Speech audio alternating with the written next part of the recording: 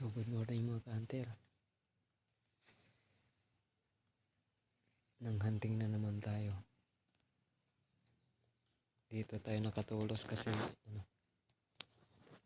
yung dito ay nahuli sana sa bitag natin kaso hindi natin napandaw. Sayang mga ka-hunter. Paan na lang yung naabutan ko.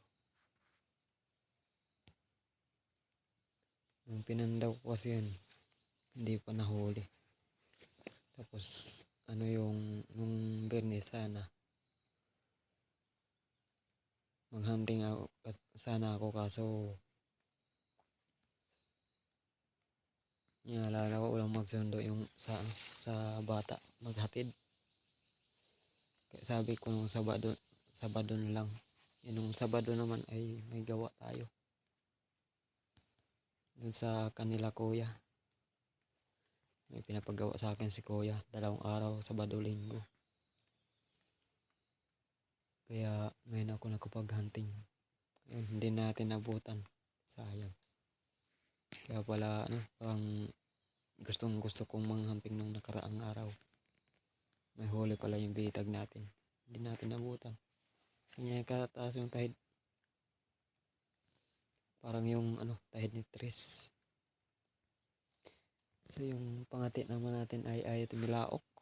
Yun si Tris. Baka napagod yata sa kakapiglas niya ng lagayan niya. Ayan naman tumilaok. Ganyan yung pangati natin.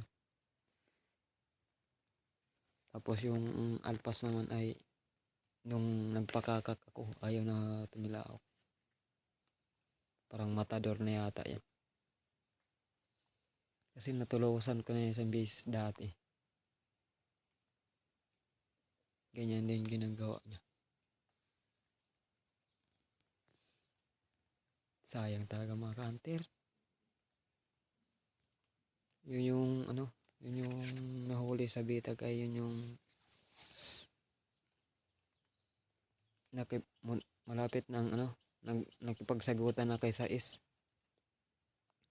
Kaso yun nga napagkamala na alpas si Sais kaya na wala po siya. Sayang talaga mga ka-hunter. Hindi natin napandaw ng maaga.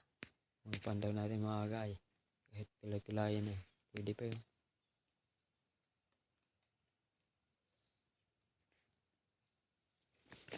Ngayon naman yung pangati natin ay ayaw nang tumilaok. Baka napagod sa lagayan mga ka-hunter kasi parang galon-galon yung lagayan ko ay. Hindi ko nilagay doon sa gawa kong pantalon.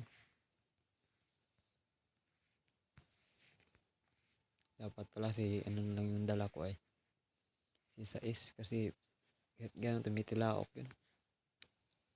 Mali yung dala kong pangati mga hunter. Kaya yan din nala ko ay pag ganito pa lang mga alas 6 ay natilaok na yan. Maghapon na yan natilaok ay. Dito naman sa gubat ay hindi.